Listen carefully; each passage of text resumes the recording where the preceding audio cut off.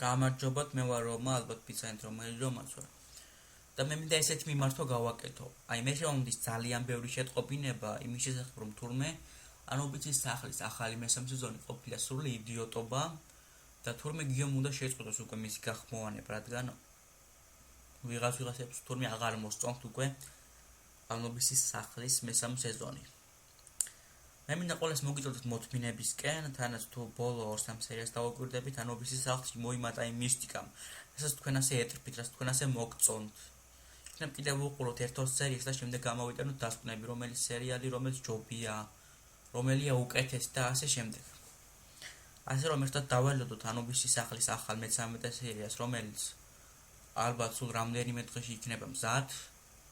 და რა თქმა უნდა, ბოლოს მინდა მადლობა გადაუხადო გიოს, იმისთვის რომ ახარებს, აბედნიერებს 2000-ზე მეტ ადამიანს.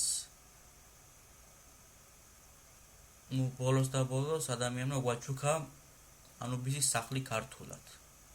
მადლობა გიოს შენ რომ გვიძლებ და გვიხმოვანებ ანობისის სახლს და სხვა სერიალებსაც რა თქმა უნდა.